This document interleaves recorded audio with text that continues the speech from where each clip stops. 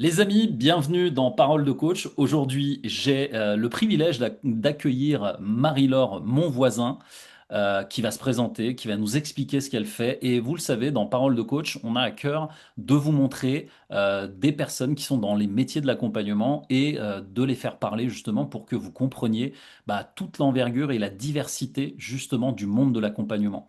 Marie-Laure, bonjour, bienvenue dans Parole de coach. Un plaisir de te Bonjour recevoir. Évêque, merci beaucoup. Merci à toi d'être là Je vais très aujourd'hui. bien. Et Marie-Laure, quel est ton parcours? D'où tu viens? Qu'est-ce que tu fais? Vraiment, là, c'est la première question. Elle est vraiment la plus globale possible parce que j'aime bien laisser justement à tous mes invités la possibilité de commencer là où ça leur semble le plus intéressant. Comment tu voudrais commencer? Eh bien, je vais démarrer par le début de l'histoire en fait. Ouais. Donc, je suis Marie-Laure Monvoisin. Aujourd'hui, je suis coach, mais je n'ai pas toujours été coach, effectivement. J'ai un parcours, j'ai été entrepreneur avant de devenir coach. C'est-à-dire que j'ai travaillé, alors, pour démarrer dans des entreprises où j'ai accompagné des équipes, formé à la structure de vente, formé à la vente, donc un parcours plutôt de direction commerciale, pardon. Hmm. Et à la suite de ça, j'ai travaillé dans une entreprise familiale. Donc c'était une grande entreprise en fait, où on était plusieurs membres de la famille à travailler dedans. J'ai travaillé dans cette entreprise pendant 10 ans, avec un projet assorti d'un projet de transmission et de reprise. Et je suis devenue maman. Et Ah, voilà, et devenir maman de deux enfants avec un profil atypique en fait, alors, oui, ça a complètement transformé ma vie, mon parcours personnel, mon parcours de vie et mon parcours professionnel et m'a amené vraiment très précisément là où je suis aujourd'hui devant toi.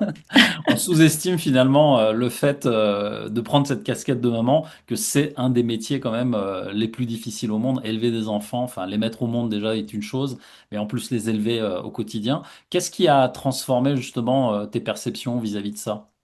Alors, en fait, et mes enfants, et après ça se répercute d'ailleurs dans ma pratique. Mes enfants, en fait, sont nés tous les deux, et on s'est rendu compte de ça avec mon aîné. Ils sont nés tous les deux avec un syndrome génétique rare, Hmm. qui faisait partie, en fait, de mon héritage à moi, mon héritage génétique, mais je ne le savais pas. C'est dans la famille et ça s'est exprimé depuis des générations. Et il s'avère que ça s'est exprimé avec moi et à la naissance de mes deux enfants, en fait. Waouh. Donc, mes deux enfants, voilà, ont un syndrome génétique rare qui les impacte au niveau cognitif et au niveau musculaire. Hmm. Et recevoir ça, en fait, recevoir, j'ai envie de dire, cette nouvelle, regarder la vie, en fait, Mhm.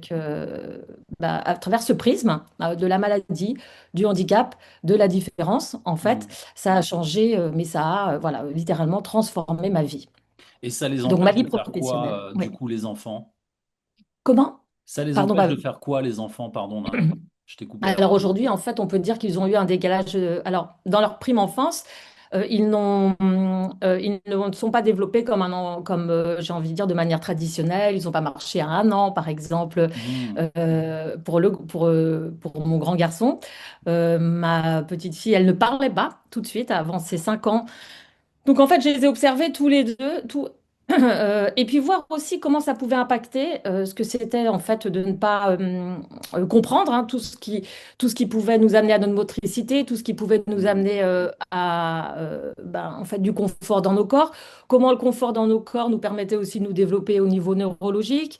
Voilà, comment on pouvait être en fait, et qu'est-ce qui se développe quand on est limité. En fait, comment on peut faire aujourd'hui avec ce que l'on reçoit. Et Et mes finalement, en enfants, en fait, c'est fait, ce sujet-là, c'est tes enfants qui t'ont amené à comprendre finalement les neurosciences, le oui. développement, etc., et qui t'ont amené à être coach aujourd'hui? Ah oui, clairement, clairement. Ouais. Il y a eu plusieurs choses, c'est-à-dire que j'ai fait plusieurs rencontres. En fait, Mhm. l'idée de base, ça a été de dire, en fait, le premier constat, ça a été de se dire, voilà, ils ont un syndrome dont on ne sait rien. Et le Mhm. monde médical, en fait, qui fonctionne de manière plus ou moins binaire, en fait, en tout cas, au moment où moi, je suis rentrée j'ai mis un premier pas sur ce chemin-là avec eux. Et en fait, c'était très limitant. C'était de poser un constat, de dire, bon, bah, ils ne peuvent pas faire, donc ils ne sauront pas faire. Hmm. Et on va rester sur le fait, en fait, très limitant, que, bah, on va partir du postulat, bah, qu'ils ne sauront pas faire. Et du coup, bah, leur proposer un chemin de vie qui était quand même plutôt restreint. Hmm. Et toi, t'as vraiment pas accepté finalement ce diagnostic? Non. Ouais. J'ai accepté le diagnostic dans le fait, dans l'idée que je ne pouvais pas faire autrement. Mhm. C'était un héritage génétique. Ouais. C'était dans la matière, en fait, en quelque sorte, c'était Mhm. inscrit. Et c'est de dire comment, en fait, bah, je fais avec, comment eux, ils vont pouvoir faire avec ce qu'ils ont. Et quelque Hmm. part, allez, j'allais dire, voilà, j'hésite entre deux verbes, c'est transformer ou le transcender, en fait, en quelque sorte. Ouais. Ouais. Voilà, ça a été ben ça a été en fait après avoir vraiment résisté hein, dans un premier temps, ça a été de se Mhm. dire quel chemin on choisit son papa, moi, l'ensemble de la famille de prendre bah, pour qu'ils avancent. Voilà. D'accord. Et qu'est-ce qui t'a amené justement, après avoir vu ces constats, qu'est-ce que ça t'a amené en fait en termes de première formation? Est-ce que il y a un truc sur lequel tu t'es dit, d'abord, faut que je me forme à ça pour pouvoir les aider, les accompagner, ou ça t'a amené où ça du coup? Alors, la première étape, ça a été en fait une formation ben, en quelque sorte de neurosciences, effectivement. Ouais. Hmm. C'était comment leur apprendre au niveau scolaire avec de nouvelles méthodes, hein. Et donc, cette formation était sous une forme de brain move. Et Hmm. c'était de se dire comment on observe en fait euh, la vie, Hmm. les angles, Hmm. comment on met du sens sur l'apprentissage des calculs, comment en fait on remet du sens dans ce qu'on nous demande aujourd'hui dans l'enseignement et comment on leur fait apprendre de manière différente, en fait, comme Hmm. la perception des angles, comme la perception du monde, en passant justement par leur corps et par Je regarde autour de moi parce qu'en fin de Hmm. compte, les apprentissages sont partout. Et c'est voilà, c'est au travers de ces premières méthodes que j'ai commencé à découvrir, en fait, et bien que voilà, le champ n'avait pas beaucoup de limites en fait, mais Hmm. qu'il suffisait de peut-être porter un regard nouveau sur tout ça. Et dans un deuxième temps, on a choisi des méthodes aussi qui allaient les soigner. On a été chercher de nouvelles méthodes pour leur apprendre en fait à mobiliser leur corps différemment. Hmm. Et je suis allée à l'étranger. Donc déjà, ne serait-ce que partir, tu vois. Hein, donc, il y a eu des apprentissages de nouvelles méthodes cognitives. Ensuite, partir, quitter en fait la région où nous étions pour aller rencontrer d'autres personnes, découvrir d'autres discours. Et la deuxième étape, ça a été en quelque sorte une confirmation sur le mindset. C'est de se dire, je me suis assise face à un docteur qui ne s'est pas adressé à moi, il s'adressait à mes enfants et il leur a dit, voilà, si vous ne faites pas, ce n'est pas parce que vous ne pouvez pas.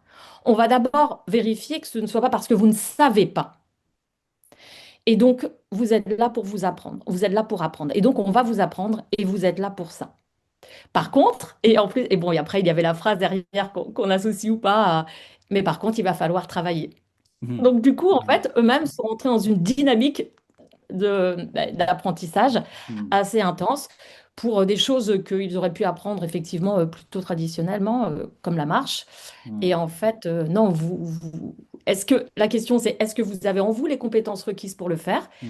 Et si oui, est-ce qu'on peut mettre un mode d'emploi en face? C'est ça Donc qui ça, est, c'est ça qui est impressionnant dans ce que tu dis, c'est que finalement, faut leur réapprendre à faire attention à des angles, à, tu vois, même la cognition de toucher, finalement, les choses les plus oui, élémentaires deviennent un vrai défi à comprendre. C'est presque apprendre tout de zéro, quoi, en fait. Et tout à fait. de ce point de vue-là, quand tu commences à leur donner ces apprentissages-là, ton premier contact avec le coaching, ça tombe à quand, du coup? Est-ce que l'outil coaching arrive à un moment précis où il y a quelque chose qui déclenche ça peut-être dans leur apprentissage? Est-ce que tu leur apprends?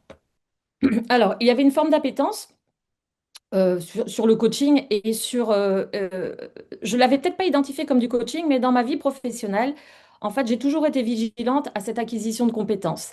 C'est-à-dire que je me retrouvais avec mes équipes, avec des gens sur lesquels on n'identifiait pas forcément d'emblée, où on collait facilement l'étiquette de toute façon, il ne sera pas capable, mais on n'allait pas vérifier. Hmm. Et en fait, donc déjà, c'était quelque chose en moi de défendre l'idée de se dire, c'est pas parce que tu n'as pas eu accès à un type d'apprentissage ou à une certaine forme de perception que pour autant tu ne vas pas être capable en fait de Hmm. réaliser quelque chose de plus grand que toi. Et Hmm. donc ça, c'était vraiment quelque chose auquel je m'attachais à faire dans ma vie professionnelle. Euh, Faire grandir était peut-être un peu présomptueux, mais en tout cas, la montée en compétence, c'était quelque chose qui était pour moi voilà, de primordial. Hmm. Et pour chacun, libre à chacun de prendre la main ou d'y aller ou d'avancer. Mais Hmm. la montée en compétence, c'était quelque chose d'important. À la suite de ça, en fait, il y a eu ce chemin avec mes enfants de se dire, toujours cette notion de se dire, on ne peut pas les enfermer dans un diagnostic ne peut pas nous définir. Hmm. Le fait qu'on n'ait pas vécu telle ou telle chose ou qu'on n'ait pas eu ou qu'on ne soit pas muni en fait en quelque sorte ou qu'on n'ait pas reçu une forme de compétence ne nous définit pas non plus par rapport à la suite. Donc naturellement, mon fils avait 12 ans, il est parti pour une opération du genou Hmm. et avec la sortie d'une rééducation qui était très très longue et en parallèle de ça, écoute, je me suis dit je vais pas laisser ce temps vacant et je pars me former en coaching en fait. Wow. Et je peux te D'accord. dire clairement, la personne qui m'a reçue pour l'entretien, pour ma formation de coaching, me dit, alors Marie-Laure, vous voulez devenir coach? Et je lui ai même dit, je ne sais pas si je vais devenir coach. Je ne sais pas ce que je vais. En tout cas, je veux faire cette formation. Ok. Et à lui de me répondre d'ailleurs, en tout cas, vous serez transformé à la sortie. Et je peux confirmer que oui. Donc il y a bien eu transformation. Et c'est justement ça qui est intéressant dans ce que tu dis, c'est que finalement, euh, c'est le parcours avec tes enfants qui, toi, t'a naturellement te fait interroger en fait sur bah, qu'est-ce que je peux leur apporter, comment je peux leur apporter. Et le Mm. coaching a été justement une réponse. Et aujourd'hui, tu es coach. Si tu pouvais juste définir le terme, tu es coach dans quoi? Tu accompagnes qui? Pour que les gens Alors moi, comprennent. aujourd'hui, j'accompagne les dirigeants et l'entreprise. Pour moi, c'était extrêmement important de garder ce pont en fait Mhm. avec l'entrepreneuriat. Mhm. C'est aussi parce que c'est un monde, l'entreprise, voilà, enfin, je suis issue d'une famille d'entrepreneurs bretons. Je Mhm. n'ai jamais connu que ça. Ok. Donc c'était important pour moi de connaître ça. J'ai travaillé dans une entreprise familiale. Donc aujourd'hui, je suis coach pour dirigeants et entrepreneurs. Hmm. Et je me suis spécialisée en fait eh ben, dans les formes d'auto-sabotage, Ah. dans tout ce qui peut être loyauté invisible et Hmm. transmission. Wow. Et il y a toujours un lien avec la famille, quoi. Alors, on se serait parlé il y a un an. Quand je suis Ouais. rentrée avec vous, j'aurais dit oui, parce que Oui. c'était le lien. Aujourd'hui, maintenant, aujourd'hui, le lien, c'est vraiment l'héritage. C'est L'héritage. l'héritage et L'héritage. l'hérédité. C'est aujourd'hui, qu'est-ce qui vient bloquer, en fait, quelqu'un qui veut augmenter d'un palier ou Hmm. un dirigeant, un entrepreneur qui se sent aujourd'hui bloqué dans sa vie. Qu'est-ce qui porte en lui aujourd'hui Hmm. qui contribue à ces blocages. Ouais, Voilà. l'héritage. J'aime bien le terme. Et du coup, quand tu penses à tes débuts et quand tu vois le parcours, parce que le parcours, il est quand même assez intéressant, euh, quand tu penses à tes débuts, ça a été quoi, selon toi, la plus grosse insécurité ou hésitation, je sais pas, les moments de doute, tu sais, le plus gros moment où tu as vraiment eu une forme d'insécurité en toi? En termes de coaching, hein. Ouais, de coaching, peut-être aussi avec tes enfants, je sais pas si tu as des exemples, mais... Alors, oui, en fait, j'ai eu plein de moments où j'ai été en insécurité. Et c'est ce qui, d'ailleurs, aujourd'hui, ben, fait que justement, j'insiste sur ces sujets en coaching parce que Hmm. moi, en fait, au départ, par exemple, si je prends le cas de mes enfants, je me suis dit, je suis en insécurité parce qu'il y a la maladie. Mais si je fais tout ce qu'il faut pendant qu'ils sont Hmm. petits, ben, ça ira mieux après. Et puis en fin de compte, ben, on se rend compte que non, que bah, la maladie est là, que bah, c'est un parcours de vie et et que tout va pas être réglé sur l'instant et qu'en fait, il faut prendre effectivement le problème en large, il faut s'adapter. Mon insécurité, ça a été vraiment le passage adolescent vers la vie d'adulte. Il est un petit peu Hmm. aujourd'hui, ça va mieux maintenant, mais c'est quelque chose qui m'a énormément préoccupée. Hmm. Et alors que je pensais que c'était vraiment leur prime enfance je pensais quelque part avoir laissé peut-être mes peurs derrière moi. Hmm. Et dans l'entrepreneuriat, mes plus grandes, ça a été, franchement, ça a été de repartir en quelque sorte de zéro. Moi, je suis passée dans un monde d'une entreprise, on était 200 à travailler au sein d'une Mhm. même entreprise. Je me suis retrouvée seule, il a fallu reconstruire en fait. Et pour cela, il a fallu vraiment, encore une fois, refondre ma vision. C'est quoi une entreprise? Est-ce qu'une entreprise, quand on est toute seule, c'est toujours une entreprise? Voilà, comment je me réorganise? Comment je me rends visible?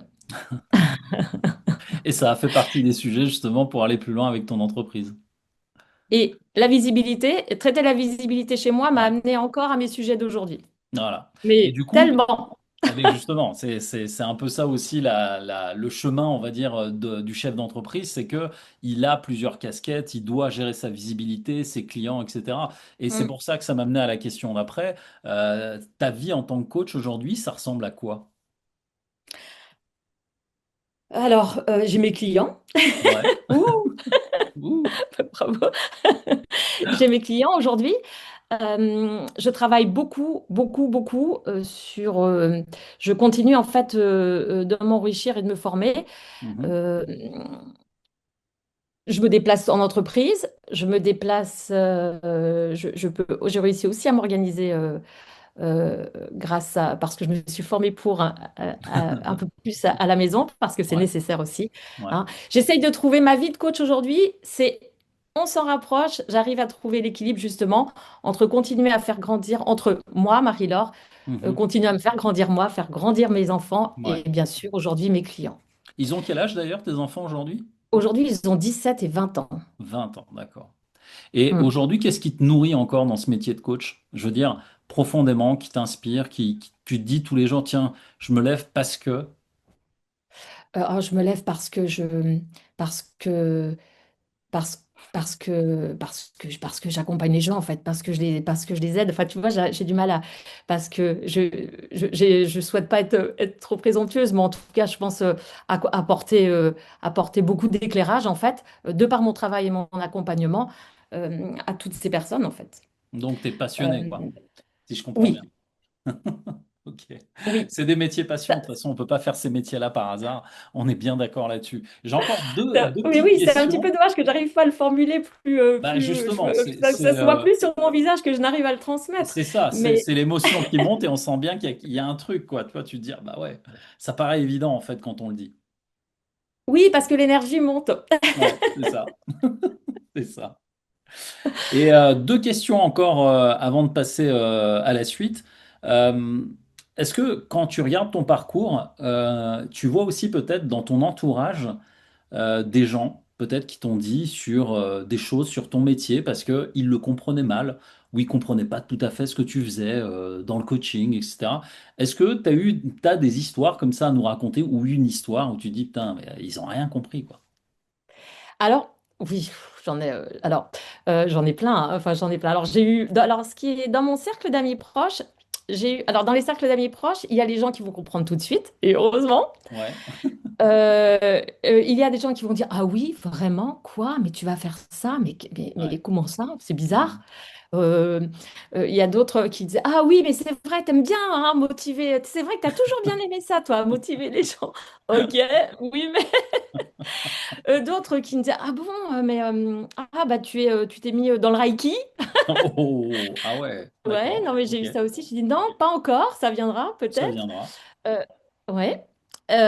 Et puis, on comprend pas on comprend pas trop, mais on comprend pas trop. Il y a Mhm. une traîne en ce moment Instagram qui dit, mais qu'est-ce qu'elle fait, celle-là? On comprend pas trop.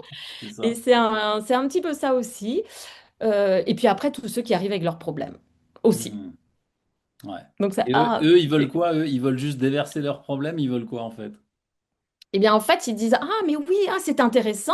Et donc, ils arrivent en fait avec leurs problèmes en disant, bah, tu vas nous régler. Si tu arrives à me le régler tout de suite, là, c'est que, waouh, je dirais que tu es une super coach. Ils veulent un échantillon, quoi. D'accord.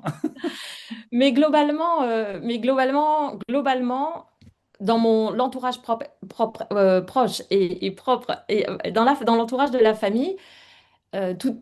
non, ça n'a pas été si évident que ça. Je pense que tout le monde n'a pas compris tout de suite ce que c'était qu'un coach, ce Hmm. que j'allais faire.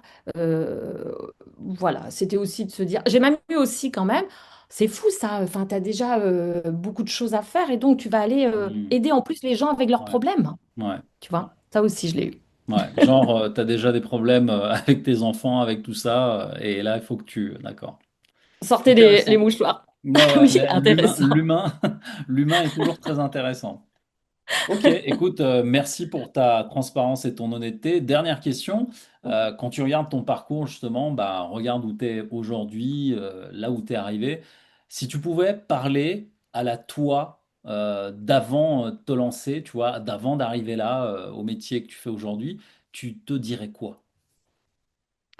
Que vraiment, Marie-Laure, rien n'arrive par hasard. Je sais que Hmm. tu as un petit peu de mal à le croire là, mais tout ça ne t'arrive pas, tout ça va prendre son sens, tout ça, tu vois, j'ai même de l'émotion à te le dire, tout Ouais. ça va prendre du sens et Mhm. il y a un moment où tu diras, OK, je veux bien repasser par le chemin Hmm. parce que ça valait le coup.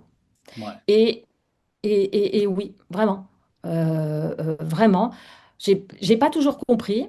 Je me suis souvent même, et c'est ça aussi que je m'attache aujourd'hui à faire en coaching, parce que moi, j'ai passé beaucoup de temps dans les impasses, Hmm. à forcer, à résister, à vouloir me dire, mais si, je suis sûre que le chemin, en fait, il est là et il n'est pas ailleurs. Et en fait, quand on ouvre un peu son champ des perceptions et son regard et qu'on décide de regarder un peu les choses, voilà, peut-être un peu de moins résister, eh bien, il s'avère que le chemin est tout autre et il est beaucoup plus plaisant. Et c'est ça que j'aurais envie de dire à moi il y a 10 ans, même, je dirais même dire, ouais, il y a 10 ans, Il y vraiment, a 10 ans. Hmm. ouais, il y a 10 ans. Hmm. On va garder ça, parce que c'était très émotionnel quand tu l'as dit. Donc on va garder cette énergie-là. Écoute, merci beaucoup Marie-Laure. J'arrive au terme des questions Merci, que j'avais à Léo. te poser. Si aujourd'hui les dirigeants qui nous écoutent ont besoin de te retrouver pour travailler avec toi, où est-ce qu'ils peuvent le faire? Et surtout, est-ce qu'à côté de ça, il y a une actualité du moment, je sais pas, une formation, un livre que tu es en train d'écrire, ce que tu veux. Alors, une formation du moment, je suis en train d'enregistrer en ce moment une vidéo sur ma méthode, sur Mhm, ce que je développe aujourd'hui en coaching et les clés en fait, mhm, les clés que je délivre pour, bah voilà, pour aider à surmonter ces blocages ou les blocages ou les formes un petit peu de sabotage que l'on peut vivre dans son quotidien d'entrepreneur. On peut me trouver sur LinkedIn et je me lance comme ça, je ne peux pas revenir dessus, je lance ma page Instagram cette semaine. waouh, Instagram. Et on ira voir, évidemment, on mettra les liens autour de cette vidéo. Comme ça, sur LinkedIn et Instagram, les personnes pourront venir te retrouver. Marie-Laure, merci beaucoup. Moi, j'ai un rituel à la fin de Parole de coach. Comme ça, quand j'ai un invité, je lui laisse le mot de la fin pour finir après moi sur mon générique. Ce serait quoi ton mot de la fin pour les personnes qui nous écoutent aujourd'hui? Nous ne sommes pas ce qui nous arrive, mais on est ce qu'on choisit d'être. Et j'ai entendu même, c'est même une chanson, je l'ai entendue pas plus tard que ce matin dans la voiture quand je pensais à notre interview. Nous ne sommes pas ce qui nous arrive, mais nous sommes ce que nous choisissons d'être. Hmm. Et c'est pas qu'une forme de, c'est pas qu'une phrase, c'est dite consciemment, effectivement. Voilà, il y a un champ des possibles. Et puis bah, il faut s'y mettre, par contre. À nous de le prendre. Ma À chère nous de le prendre, Marie-Laure, exactement. Ma chère Marie-Laure, merci beaucoup. Merci pour ce dernier mot qui va, je pense, en inspirer plus d'un. Et les amis, vous le savez, on se retrouve chaque semaine ici sur Parole de Coach, avec ou sans invité. Mais on a eu la chance d'avoir Marie-Laure aujourd'hui, donc je vous laisserai la retrouver avec les liens sous cette vidéo. Et moi, je vous dis à la prochaine dans Parole de Coach. À très vite.